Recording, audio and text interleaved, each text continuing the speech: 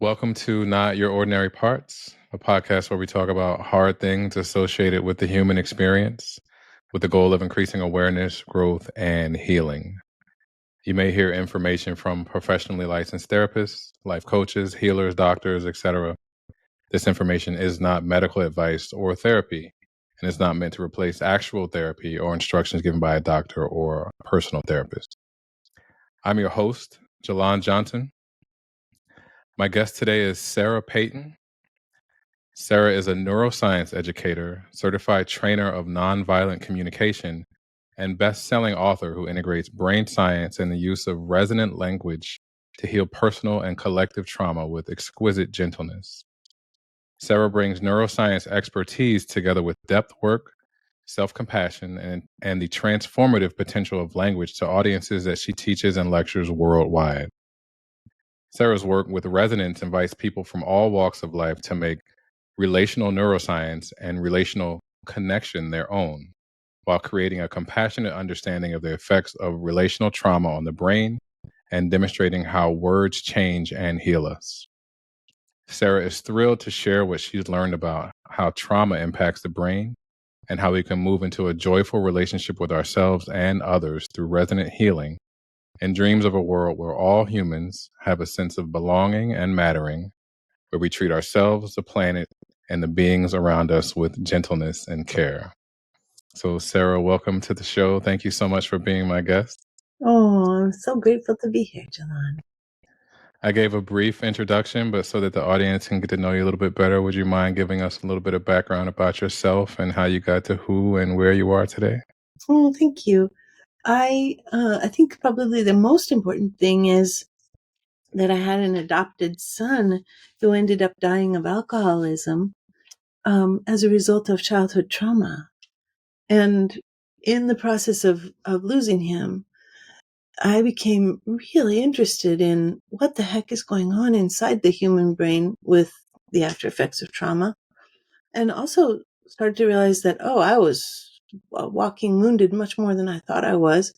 And that the kind of very crunchy and self-lacerating inside of my own voice, my own brain, my own inner voice really came from trauma.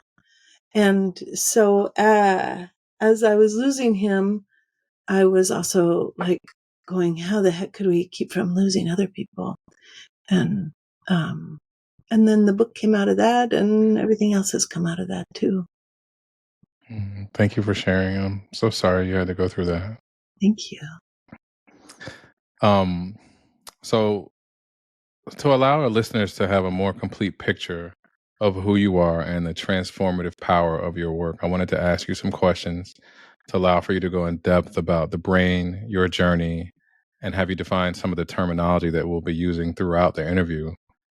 So the first thing I wanted to ask you is, what exactly is neuroscience, and how did your relationship with neuroscience begin and develop?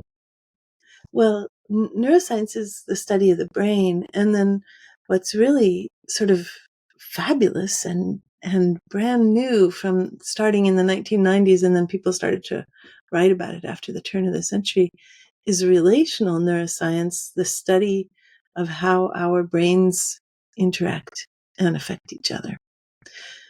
So if we were a relational neuroscientist sitting to the side here, we would be going, okay, here's Sarah and here's Jalon. How are they interacting? How do they change each other? What's happening in their brains? How do their brains start to synchronize as they begin to pay attention to each other? And what gets co-created and why? So I just love the whole field of relational neuroscience. Neuroscience by itself is fabulous, but it doesn't grip me. But the stuff about how we change each other, boy, that really lights me up. And so there's our starting point. Yeah, how do we change each other? You often speak about a full body brain and a skull brain. Can you explain the difference between the two? The full body brain, this includes all of the distributed nervous system, and how our brain is actually nourished not just with the food we eat from our gut and the oxygen that we breathe from our hearts, but it actually is changed and makes decisions based on our body's experience in the world. So we can really work with this full-bodied, embodied brain as a concept that lets us discover how, in a way, how the nuts and bolts of change together. So, like, as you and I relax together, then our heartbeats begin to synchronize if we're both relaxed, and slow if we're both relaxed. I mean, if we both get excited, then they'll speed up together. But this is like a really beautiful example of how the brain and the body are inextricably the same thing, really. Although we really like to take things apart and say what different parts of things do different things. So we really like to say, oh, the heart pumps blood, rather than saying, oh, the heart sends messages to the brain about whether or not we feel safe and whether or not we feel connected. And the heart then changes the brain's perspective on the world by becoming synchronized and experiencing something new and different. The gut does similar things. Uh, there's this incredible pathway of communication between the body and the brain that's called the vagus nerve, which is a huge nerve bundle that travels between the spinal column and the bones, the vertebrae, and the heart. It travels up inside, deep in the torso, to the brain. And instead of it being a pathway of information the brain is sending to the body, it's actually a pathway of information that the body is sending to the brain. It's 80 to 90% fibers that run up to the brain. So that's why I like to begin to, talk about and emphasize the embodied brain, and also to ask people when we're starting to think about how we change each other, how does your body change in response to what I'm saying? Here's what happens to my body in response to what you're saying. What happens to you? And that helps us to become really clear about that pathway. Mhm. So what you just described was the full body brain. How is that different than the skull brain? Well, the skull brain is just one part of it instead of being the whole thing. There's a James Joyce quote that says, "Mr. So and So lived 10 feet from his body." I don't think I got it exactly right, but there's a way that we can kind of exist in our thoughts without giving a lot of attention to what's happening in the body. And Mhm. there is an entire attachment style devoted to being in our thoughts and not giving a lot of attention to the body.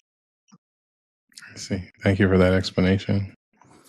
Um, so before you understood brain science, you struggled with depression, anxiety, and you were in a constant battle with a lacerating, self-critical inner voice. What did this stem from, and how are you able to soften and open up to your inner critic? Well, there are a couple of sort of sources for a lacerating inner voice. Uh, and by this we mean that we never cut ourselves a break, that we're always really sort of on the watch for all the things that we've done wrong, and we kind of replay the things that we've done wrong or the negative messages that run in our families. Mm, Sometimes the negative messages come explicitly from our mothers or our fathers or our grandparents if they're the ones who raised us. There's like a passage from generation to generation of brain patterning, which includes the question of, are we more likely to just pause and mourn when we make a mistake, or are we more likely to beat ourselves up when we make a mistake? mhm, Pausing and mourning means that we might also look at what could we do to make up for our mistake?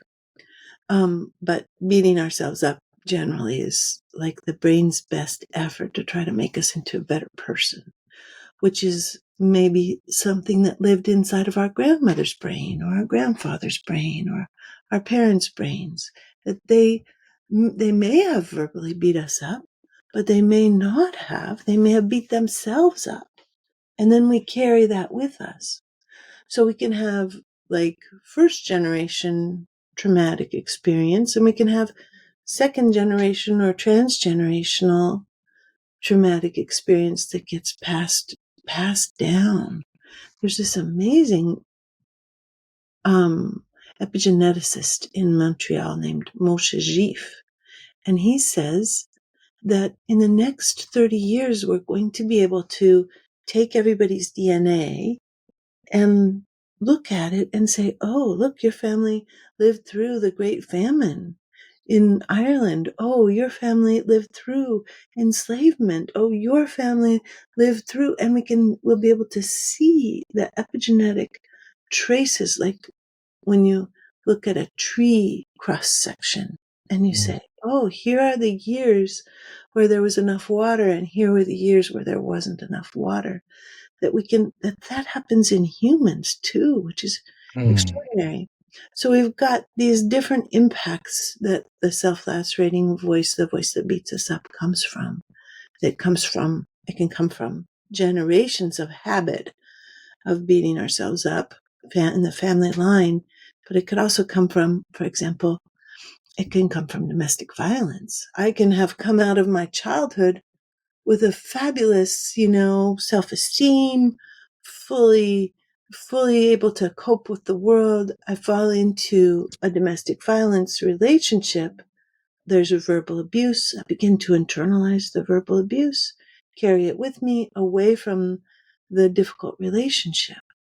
So we're vulnerable to, like we're talking about being changed by each other, right? We're vulnerable to how we're treated in our adult relationships. Workplace bullying can be really hard, for example. We're vulnerable to how we're treated in our childhoods, and we're vulnerable to what happened transgenerationally, which helps, I think, a lot with confusion, because I was growing up and I was like, well, my parents are actually not too bad to me. I mean, my mom had a habit of not particularly enjoying my body, but other than that, she wasn't particularly emotionally she wasn't particularly verbally abusive. And my father wasn't at all. But I had this really intense voice inside. But as I started to look at my parents' lives, I realized, oh, I was doing to myself what they did to themselves.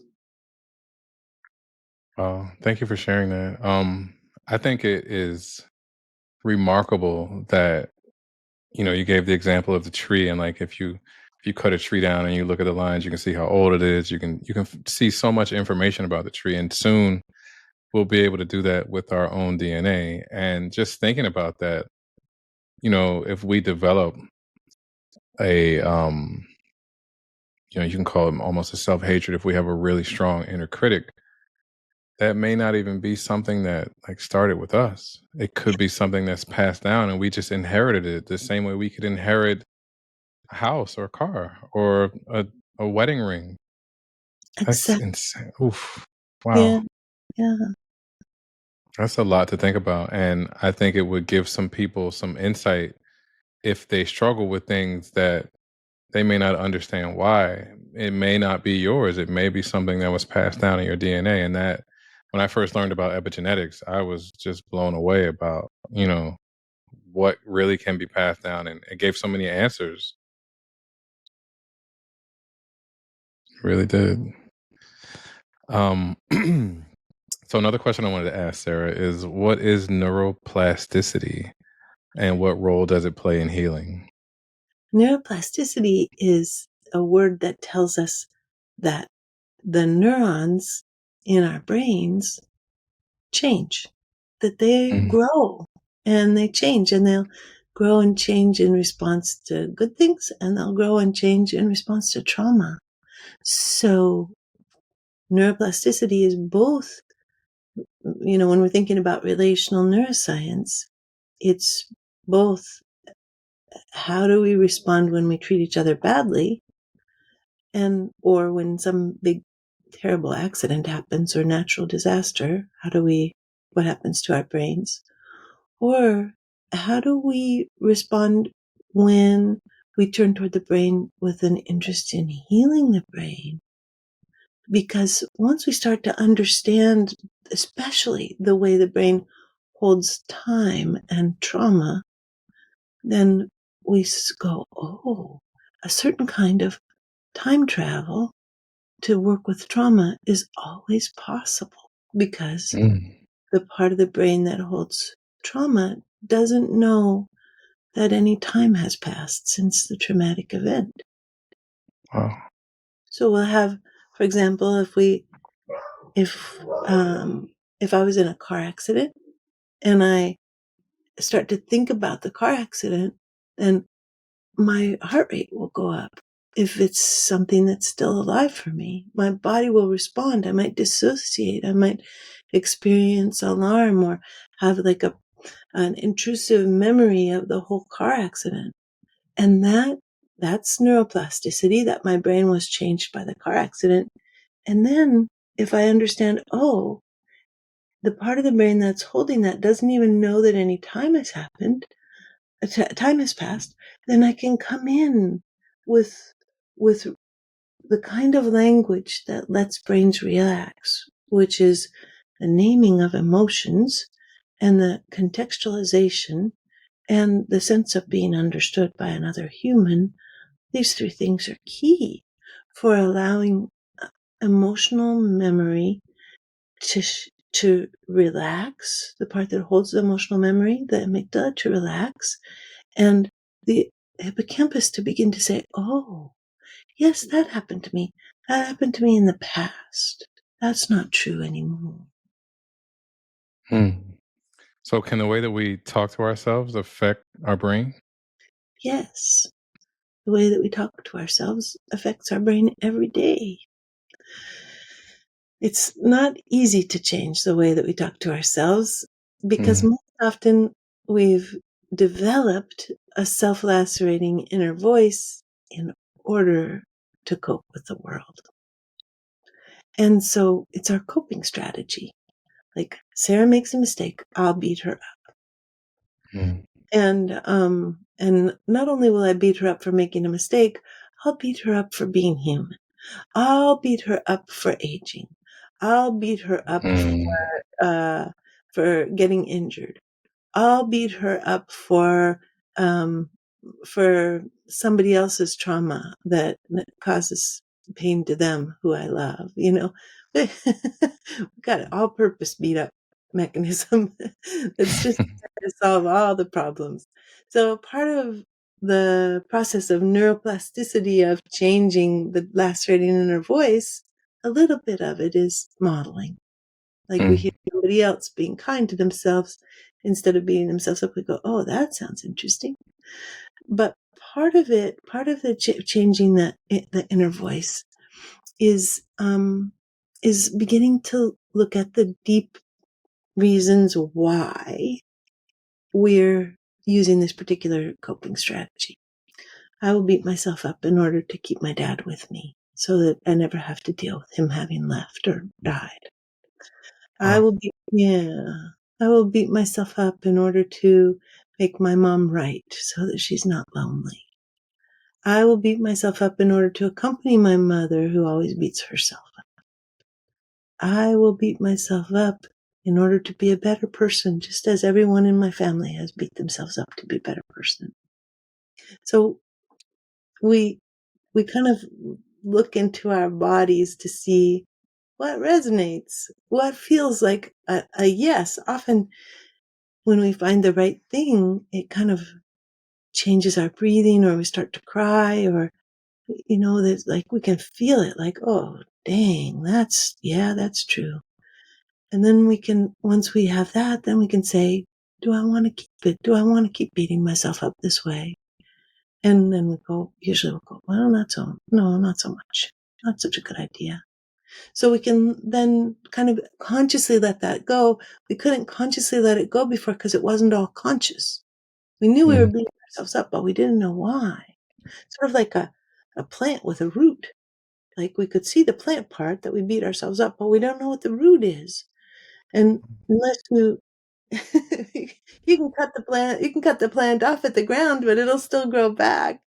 But if you want to get that habit of beating yourself up out of you, you actually have to dig it out with a shovel. Wow, that was a great analogy. And the reasons why you gave about some people will beat themselves up, I never even thought about that. Like if your father passed and you want to keep him close to you, like that is mind blowing. My goodness. Yeah, that one was Sheesh. my personal one because I was trying to figure out why I was a workaholic.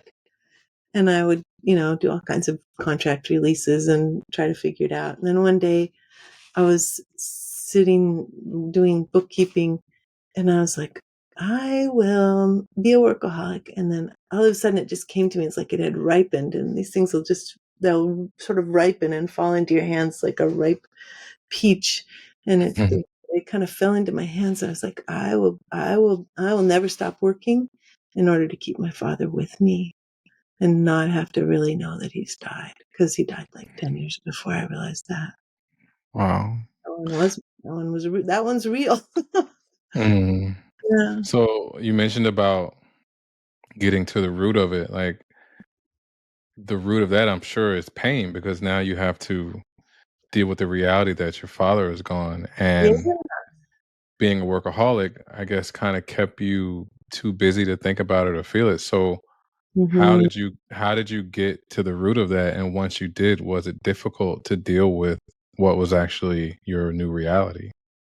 Well, um, I kept thinking it had to do with my mom. So I was on the wrong track altogether. I kept thinking it might be a family thing, that the family was all, worked really hard because we come from, folks who never had any money or any land. And so there was a lot of working. Mm, um, and, but none of that really changed anything. You don't know that you got it until it changes something in you.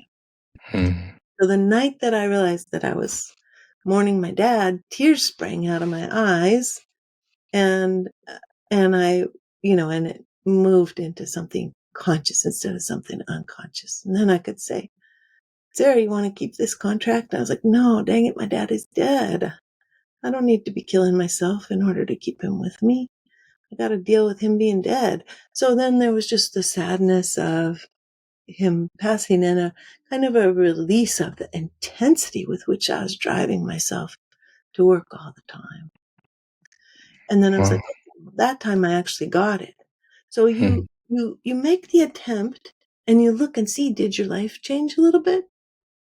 We're looking for neuroplasticity. Did mm, your life change a little bit? And if it did, you go, oh, good. That was a good one. Yeah. mm. Something you mentioned that I picked up on was you said, "Do I want to keep this contract?" And I think I know what you mean, but can you explain what you meant by the contract? Yeah. So when there's something difficult that happens, your dad dies or car accident or domestic violence or whatever it is you want to name that's difficult, Mhm, then the amygdala goes, oh, this is really bad. We don't want this to happen anymore. And we make a kind of a decision or an agreement with ourselves to keep the bad thing from happening anymore. What happens is that decision migrates, as far as I can tell, because I haven't gotten anybody to do fMRIs on this one, but my guess is that it migrates into the basal ganglia, which is where we hold procedural memory. So it's where we learn to, like when we learn to ride a bike, when you first learn to ride a bike, it's like really labored and you're having to think about the pedals and where you're steering and your balance and your brakes. It's just mind blowing. And then you integrate it. It moves out of the conscious ideas about how to ride a bike, and it moves into the subconscious ideas about how to ride a bike. It becomes nonverbal memory. And I think that's what happens with these agreements that we make with ourselves, that they move into the bike riding place and they just become the rules by which we live without really examining them. I will work all the time. I will work from when I wake up to when I go to sleep. I will work really, really hard. That's like the rule that comes out of the agreement that I made with myself. But I don't even know I had an agreement. And so then if I start to say, oh, I wonder if this is an agreement, then something starts to change. I lost track of your question, DeLon. Can you say it again? I was just no, you explained it perfectly. I was just asking because you mentioned a contract, and I said, I kind of picked up on it, but can you give a little bit more of an explanation of the contract? And you did, so Oh, so we're good. Um, good. so in talking about how we can affect the brain by the way we speak to ourselves, it was something that I loved that you spoke about in your book, and it was the default mode network. Can you explain what that is and how it works? The default mode network? Yes. Yes. The brain has a number of different brain systems that do different things, all different kinds of things. For example, there's a different brain network that tells us what are we looking at visually. And then there's a different brain network that we use that integrates some of the visual network to play video games. For example, first-person shooter video games. There's a salience network that looks for what's really important. And the video game network is different from the network that we sink into when we're not asking ourselves to do anything or look at anything in particular or listen to anything in particular. And that it's just like the background music of the brain. And it's always playing, but we don't really hear it. We don't give it any attention. But as soon as we stop focusing on the external world, the default mode network starts to run. And scientists found this after they'd been doing fMRIs of people for about 10 years. They all of a sudden spontaneously in several areas of the world, people who'd been doing lots of fMRIs said, oh, look, there's a pattern to the way a brain uses itself in between the algebra problems that we're asking people to do in the fMRIs. We always thought it was static, but look, it always does the same things. The same areas light up, areas to do with the self and integration of the self with the world. So that's the default mode network. It's really online when we first wake up in the morning or when we're falling asleep at night, or if we're in the shower and we're just, doing our showering based on our long-term habits of how we move. We don't have to think at all to take a shower. We don't have to think to wash dishes. We don't have to think to drive a car. In all of these cases, we have the default mode network coming online. And the default mode network, because it holds the sense of self and the sense of other, is the same place. It's the system that holds the lacerating voice, the self-lacerating voice that we've been talking about. Because if we're trying to make sense of the world, the default mode network's job is to make sense of the world, help us integrate with the world. It's also like a really creative resource if we're not having to manage it beating us up. Like, I don't know if you ever are sitting there and you just start to dream, what would be a really good thing to do on the podcast? In those moments where boop, boop, pop, pop, pop, oh, this would be a really good thing to do. That's your default mode network kind of taking care of you in a way that's actually really supportive. but it's also your default mode network that's beating you up for any mistakes. So part of the neuroplasticity that we're looking for when we start to change the brain to make it a good place to live is we're looking to change the default mode network so that the webbing that holds us and our sense of self turns into like a really good, warm, understanding parent who can give us really good advice instead of the angry second grade teacher who hits us with a ruler. Mm. So these are, this is what we're looking to change. Was that what you were, sort of what you were hoping I would say? Okay. Perfect. um, so the default mode network kind of sounds like it's an operating system, something that just happens. It's our programming. Yeah. And it's not necessarily a bad thing, but it can become a bad thing if it does. And we can change the way our brain functions by the way that we talk to ourselves, then language is important. Yeah. And that leads right into my next question is what is resonance and resonant language? Oh, this is such a lovely question. It's one of my favorite things to talk about. I want to catch the one piece that I didn't tie together from talking about the default mode network, which is that when we play first person shooter video games, it turns off the default mode network completely. It's like the thing that most turns off the default mode network.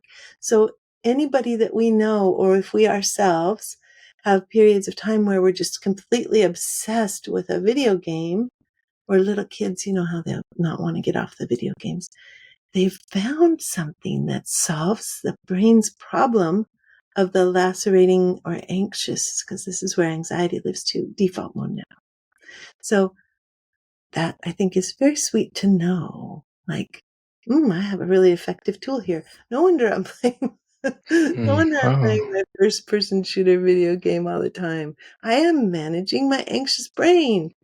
So wow. brings me more self-compassion. Mhm. um, because of course, once you stop working all the time, you have to figure out something to do for your default mode network, right? Yeah, it's true. Very true. And if it's a tool that manages anxiety, I mean, Yeah, that y- well, I guess anything that you do that can help with anxiety and help managing stress is good.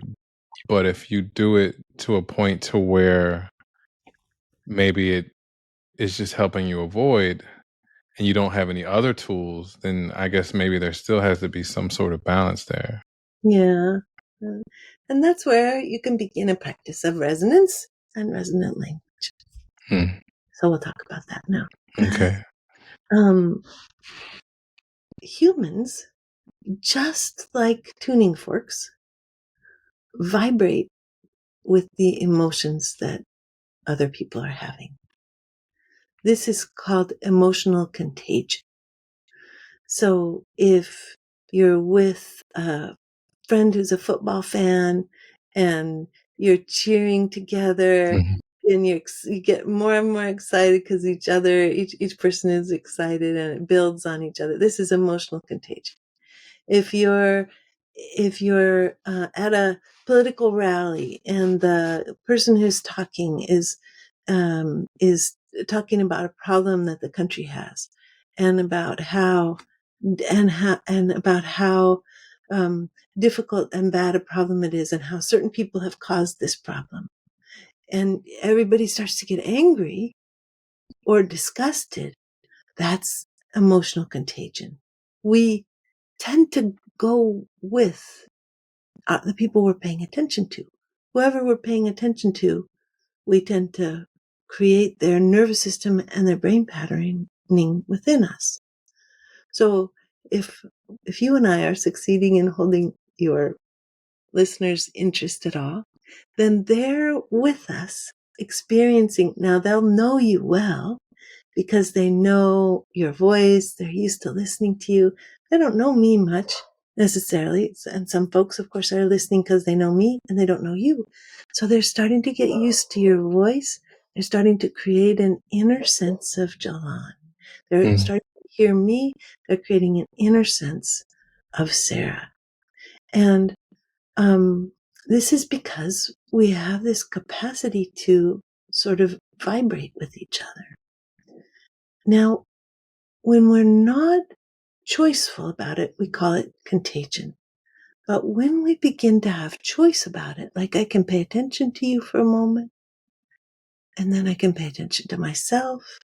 You exist for me. I create a sense of you within me, but then I can come back to myself. I'm not having to do it. I'm not hypervigilantly aware of you. I'm choicefully aware of you. Then we're starting to create the very first foundation for what resonance is like. The first foundation of what resonance is like is as a kind of attunement where as I pay attention to you, I'm like looking for the radio channel that helps me most fully feel your presence, be changed by your presence. And that's attunement. And then once we enter some sort of verbal or nonverbal dialogue where I say, oh, is this a little bit what your experience is like? I can do that with lifted eyebrows. I'll be nonverbal. Or if we were together, I could bump you and your body would either be affronted or your body would be relaxed and bump me back, and so there's lots of nonverbal things that people do that are resonant. But then if I asked you, if you were telling me something intense, something hard, and I was like, wow, is it like this for you? And you said yes, then we would know that we were entering something called resonance, where one person really understands the other person. Sometimes both people really understand each other. Either of those are resonance, where I get you. And you're like, yeah, you get me.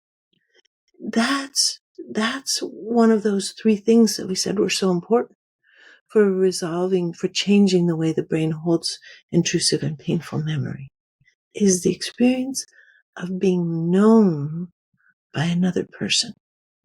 Daniel Siegel says that this is the most calming things for humans, is the experience of being known by another. So that then is resonance. And what is resonant language? Resonant language is language that we can learn that lights up the part of the brain that's committed to relationship, that's changed by the world and changed by each other. So, as I started to think about this, I began to look for research that showed what kinds of language really lit up the right hemisphere, which is what we need to light up in order to have positive neural change. And I discovered that very funny things light it up. Well, humor lights it up. Swearing lights up the right.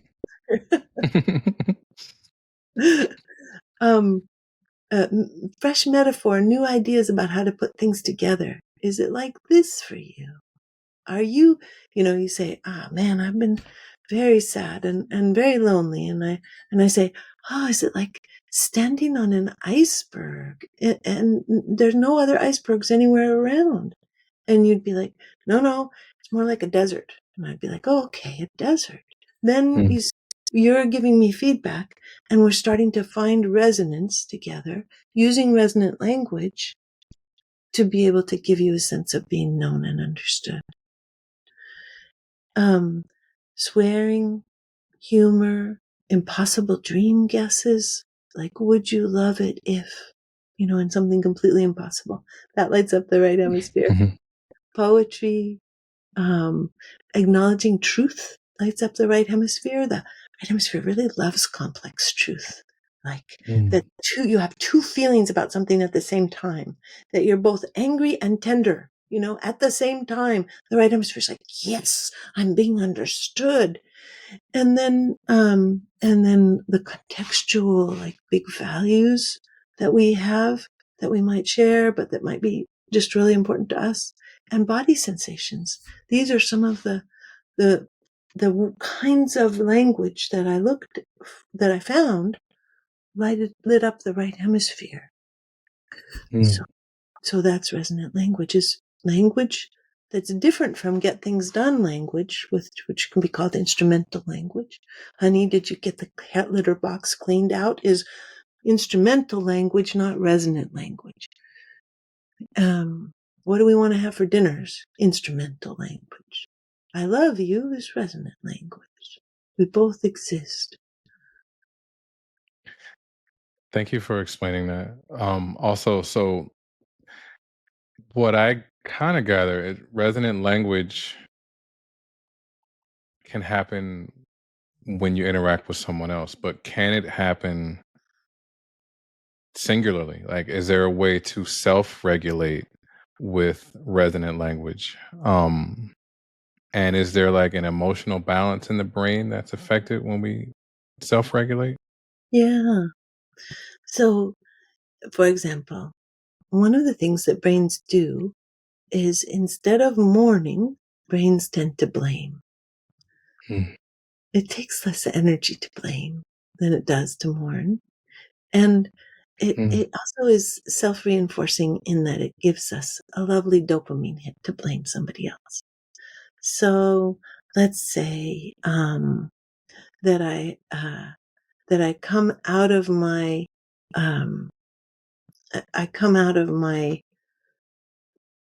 hair appointment and somebody has scraped the side of my car. And then I'm just like pissed. I'm pissed. Like, what are people doing? Why are people like this? What is the world coming to? And, and I could stay there. I could stay there in that upset place for hours, days, weeks. Um, and that would mean that I wasn't regulated. If I got to blame and never think of it again, then it would be regulating. But most people don't blame and never think of it again. They blame and they blame again and they blame again. They never stop saying, what is the world coming to? Mm. they, but, which means that they have constantly elevated, uh, or elevated cortisol, elevated, dopamine, elevated heart rate, just stress, right? So that's an unregulated life. But if we get to say, oh man, Sarah, are you so angry that somebody scraped your car and didn't leave a note? Are you, do you need some acknowledgement of how much you love people taking care of each other? Do you, would you be sweet if somebody stood beside you and looked at this scratch with you and said, oh, honey, holy Mhm. uh, and and as you're sort of talking to yourself like that, what happens is that you start to name complex emotions. Are you both angry and sad? You're starting to touch into the larger context of what's wrong, like that you want the world to be a different place where people have thoughtfulness and care for each other. You're starting to kind of touch into all of these different aspects of right hemisphere relational living that let you calm down until you just get the scratch fixed if you want to, or you live with it if you're not somebody who fixes scratches. You're like, okay, that happened. It, and and there you are, without the elevated cortisol, without the elevated heart rate, without the dopamine self reinforcing experience of blame. Is that an okay example? Of course it was. And what I thought was, okay, when you look at it as, I can't believe someone would do this and I'm so angry, it doesn't allow you to get to the root, which could be that you wish people were more compassionate and you wish that, if someone dented your car or scratched your car, they would have left a note and taken care of it, which could even be a deeper thing of maybe you not being taken care of when you were younger. Absolutely. And I think when you reframe the emotions and actually try and figure out what they are, it's like that shovel that allows you to dig up the root. Yeah, yeah, exactly. Wow.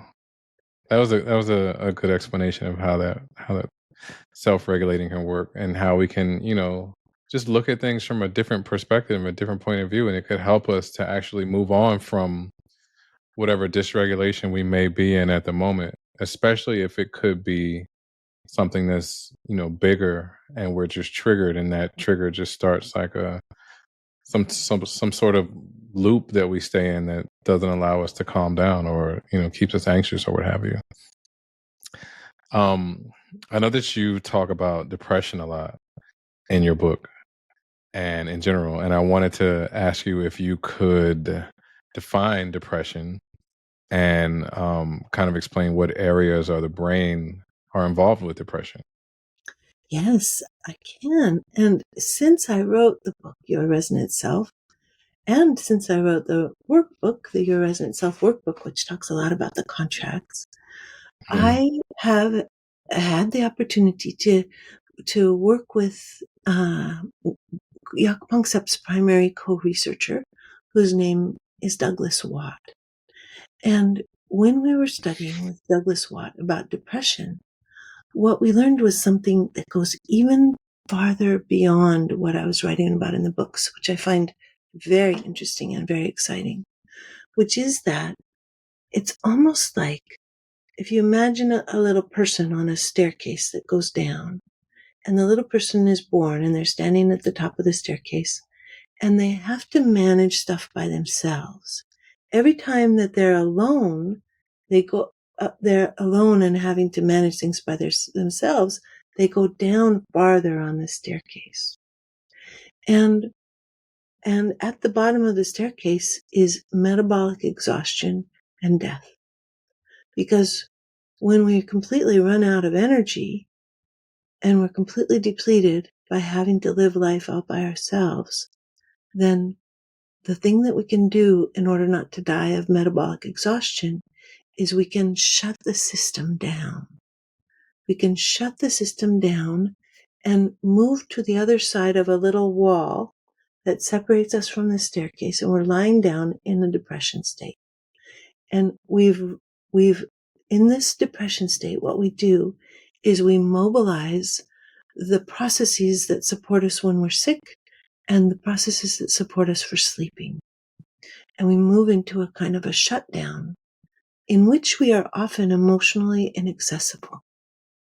So the experience of going down the stairway of alarmed aloneness and hitting point after point of difficult moments where we are really alone, that's an emotional experience. There's despair, there's hopelessness, there's pain, there's sadness, there's grief, there's anger, there's disgust, there's horror, there's overwhelm, there's fear, there's all kinds of stuff on that staircase going down.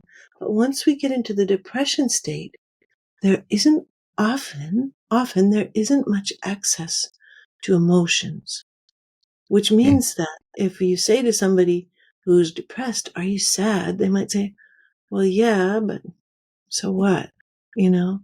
Or, Mm. "Are you angry?" "Sure, but who cares?" You know?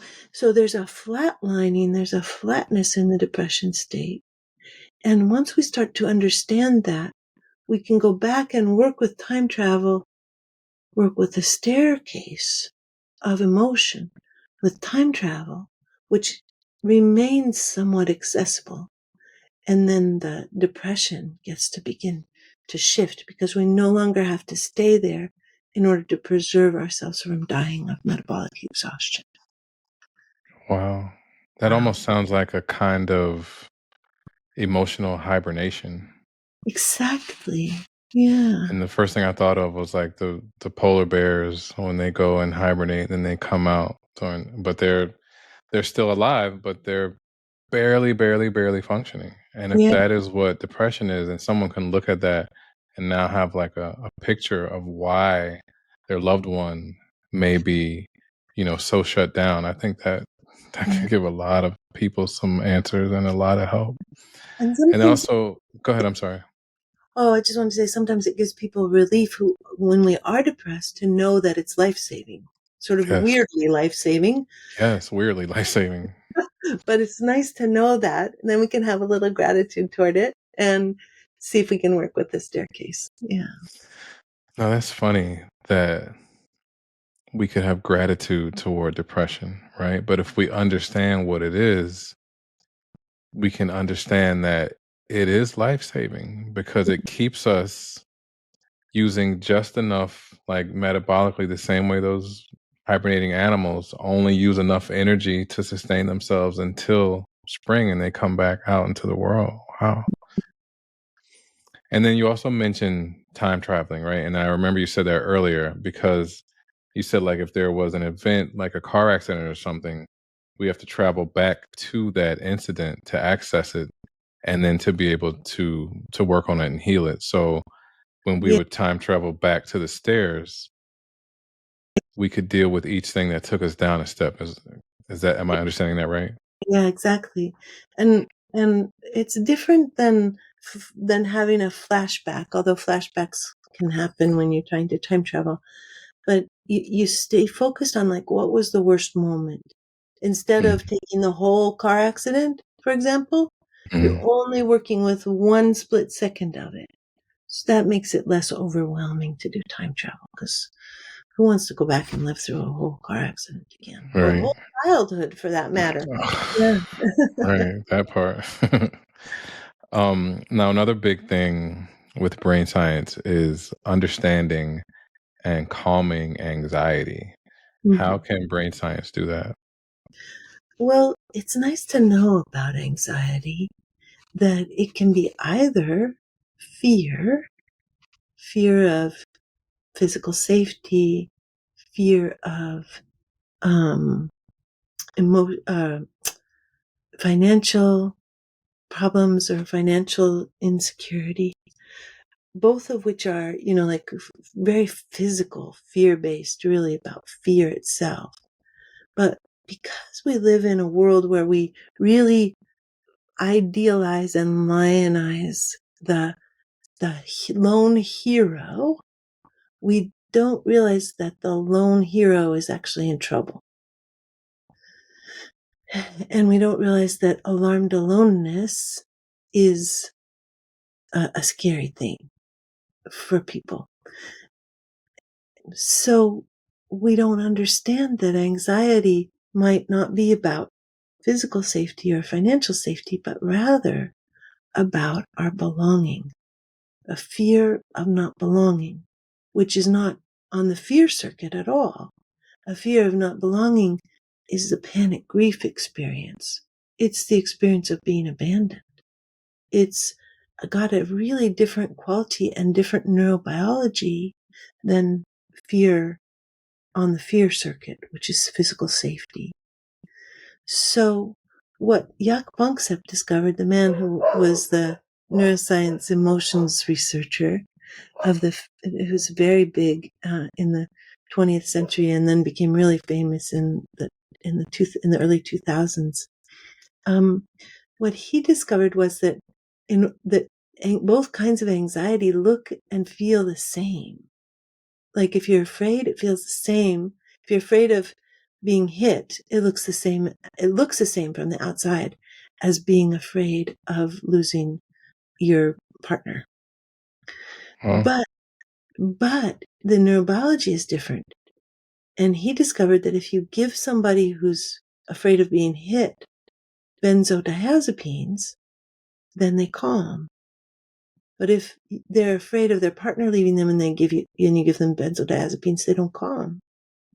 And if you're afraid of your partner leaving and they give you benzodiazepines, you don't calm. But if you get opiates, you calm, which says a lot about our fentanyl and opiate addiction in yes. this and other countries right now in the world, because we, of course, have this society that thinks we're supposed to do everything alone, that that's what's healthy, and that we're not healthy unless we're working, being our individual self-sustaining, taking care of ourselves. When what humans really need is other humans who are safe and warm and understanding and can help us with resonance and context and stand beside us and look at what's going on with us. We need that.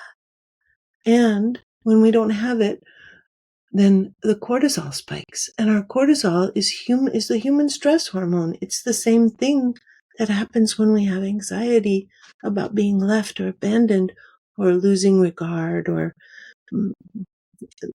losing a community, which can happen like when people lose their workplace, they get fired or laid off, they have to retire. Then they can lose that whole work community, and there can be a spike in anxiety because they've lost community. And then they may not even realize, oh, that was really important. No wonder I have anxiety. Mm. So as we begin to learn about this, what Jaak Panksepp did was he felt like this was important because you could prescribe better drugs. But what we talk about with resonance is that this is really important because it tells us where to use language. Do we need to use language in standing beside each other to talk about the scariness of being physically hurt? Or do we need to use language standing by each other to talk about the scariness of possibly losing relationship? And people tend to really calm when whatever's true in their body, sometimes both, because in a scary, abusive childhood, you've got both physical danger and you've got being emotionally abandoned. So that would mean you have both circuits going off and both need to be acknowledged in time travels. And without that acknowledgement of those circuits that have been activated, what can that lead to? A life of anxiety that never relents. So many people who start to listen to my lectures or read the book start to say, oh, alarmed aloneness. This names a truth that I've been with since childhood. And all of a sudden their bodies, kind of relax and they go, oh, I make sense. Of course I had alarmed aloneness. And then I think in a culture where we don't talk about our feelings, or it's so many stigmas and it's so taboo to go to see a mental health professional, we just continually add to that burden of alarmed aloneness. And if it's never dealt with, it's like just a snowball that keeps getting bigger. Yeah, people are talking a lot about how loneliness can be worse for your heart than smoking a pack of cigarettes a day. Wow, Yeah, that is crazy. loneliness is hard on our system. And to think that you can be surrounded by people and still be lonely, Yeah, to me, that would be worse and a different type of loneliness than actually just being alone, because you see other humans, whether it's family members, whether it's coworkers or what have you, you have people around you that you can't connect with. And I yeah, think to me, that would create almost a different sense of intensity to that loneliness if I was just, stranded on a desert island. yeah, Wow. yeah. And sometimes it's our contracts that keep us alone. Mm, those Sometimes, contracts. sometimes we have the agreement, I'm going to do it by myself. I'm not going to depend on anybody else. If we've got that agreement in our basal ganglia, that's how we ride our bike. We don't even Wow. realize that something else might be possible. So, what are some signs of past traumas in the brain? And now that we've talked about the alarmed aloneness and depression, how can gentleness and curiosity be used to heal our pain and to get unstuck? Yeah. Well, um, we need the people who are with us to have some capacity to get us.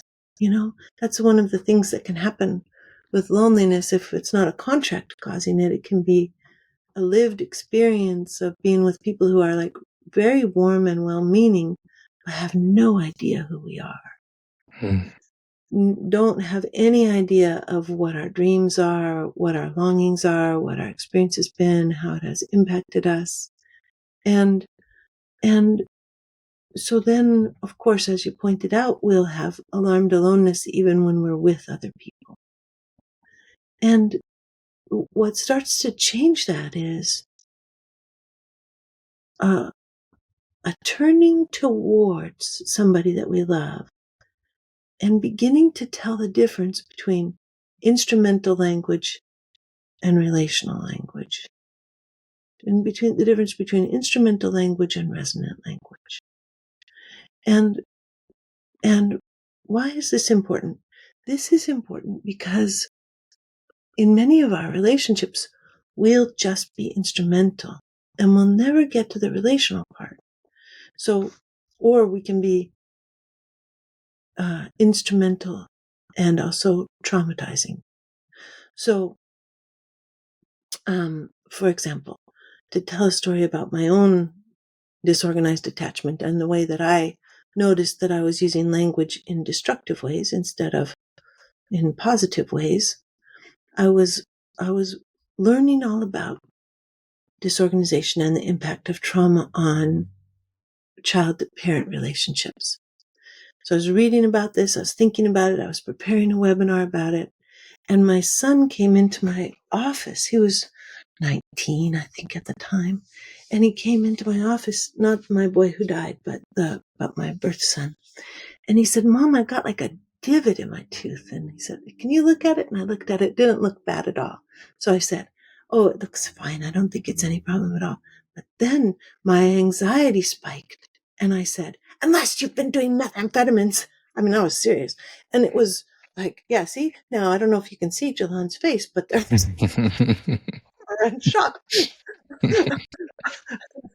on his face. And I was like, oh my God, this is an example of trauma entering language. Like it looks like it's going to be okay. And then all of a sudden the anxiety spikes and you're attacking your loved one, right? Mm. And so I thought, okay, I'm going to use just resonant language with my kid for a year. And I'm going to see what happens. Because he was 19 years old. And I had been trying my other strategy for 19 years. It was not going very well. And so I thought, okay, this is what I'm going to do. I'm going to commit to this. So I started out and I'm doing it because I'm kind of at my wit's end. My kid's in trouble, suffering, struggling. Nothing I have ever done in his life has ever really made much of a difference, but I'm staying with the resonant language. And nothing's really changing, but at least I know that I'm not harming him, right? Day in and day out. I know I'm not harming him. We get to 1 month before, this might make me cry.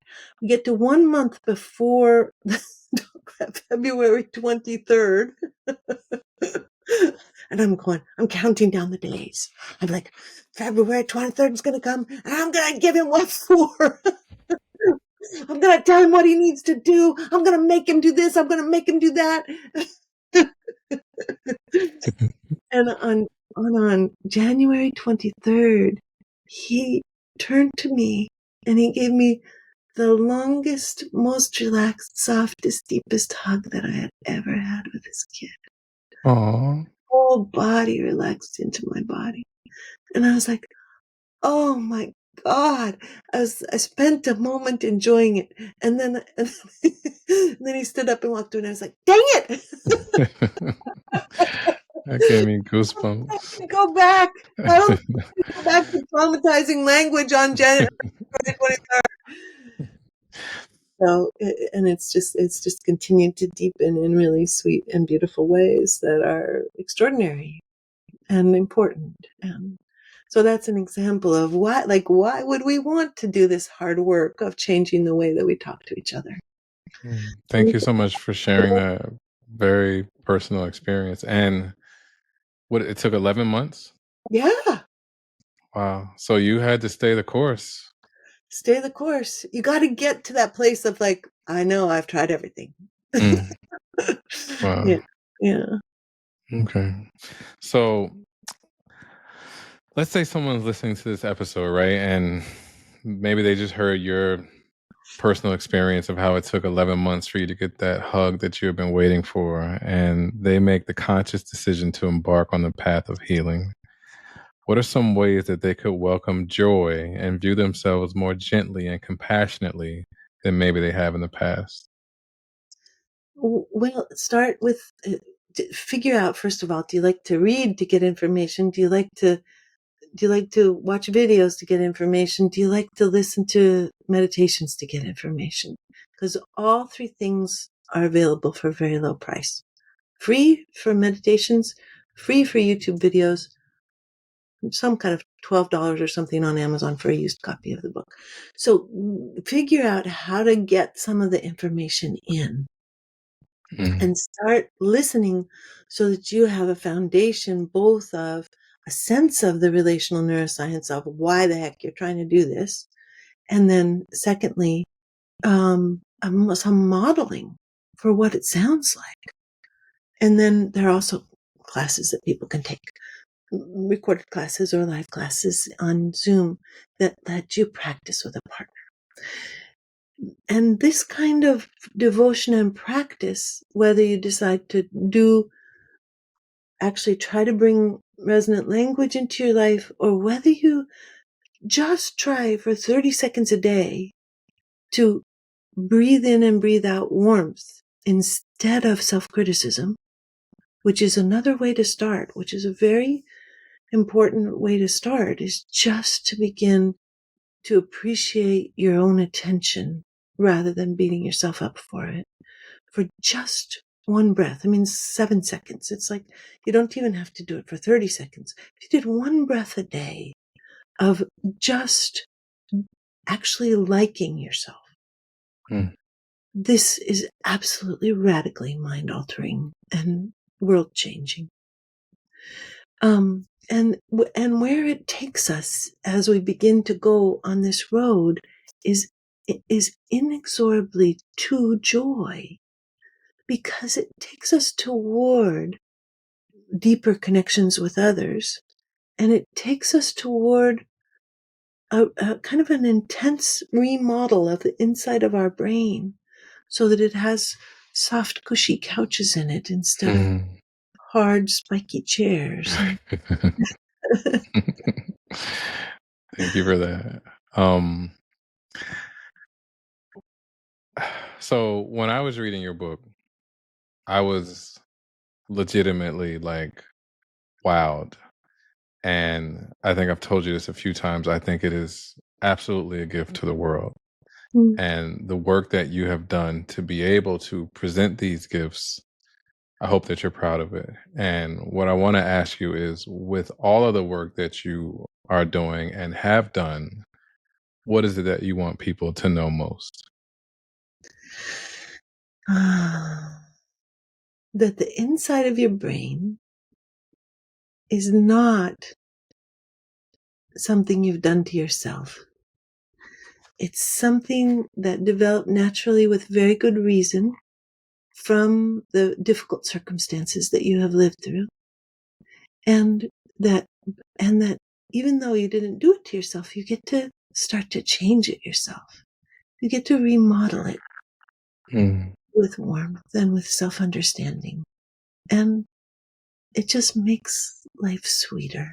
You can make your life sweeter. That's what I want people to know. mm. Thank you for that. Okay, so one last question. If you could use your platform to educate anyone who may be struggling with their mental or emotional health and is uncertain of how or where to begin, what would you say? Um, Come to sarahpayton.com, try out the meditations, try out the YouTube videos.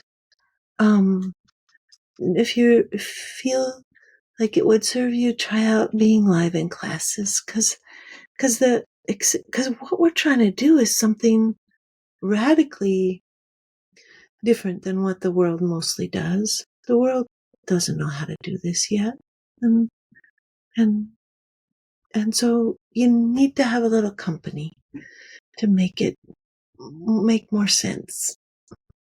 Mm. Thank you for that, Sarah. Thank you so much for your time and for agreeing to do this with me. I thoroughly enjoyed this. And one thing that I picked up on the most was that trying to explain neuroscience and how the brain works is difficult and it's hard to follow if you're an everyday person. But the way you do it with so much gentleness and compassion makes it easy because you allow someone's heart to be open first and foremost. And then whatever it is that you have to educate us on, it just flows that much more freely and easily. So thank you. Thank you, Jalon. It's been such a pleasure to be here with you, and I'm so honored that you liked the book. I'm very, very grateful. I love the book. Absolutely love it. Where can people find you online and on social media? www.sarahpayton.com. And if you put my name, Sarah Payton, into the YouTube search engine, it'll bring me up too. Okay. And then also the book And or your books? the books are called Your Resonant Self and Your Resonant Self Workbook. And then there's Affirmations for Turbulent Times. And then there's a book that came out a year and a half ago called The Anti-Racist Heart. Okay. All right, great. Well, thank you so much for sharing. Again, thank you for the wonderful way that you deliver neuroscience with so much compassion and tenderness and gentleness. Thank you for who you are. Thank you for what you do. Thank you for how you do it. And thank you for your time. Oh, thank you, Jalon. I forgot to say, on the website, you push the Start Healing Now button, and then it takes you through all the meditations and stuff. Perfect. All right. Thank you, Jalon. It's wonderful to be here with you.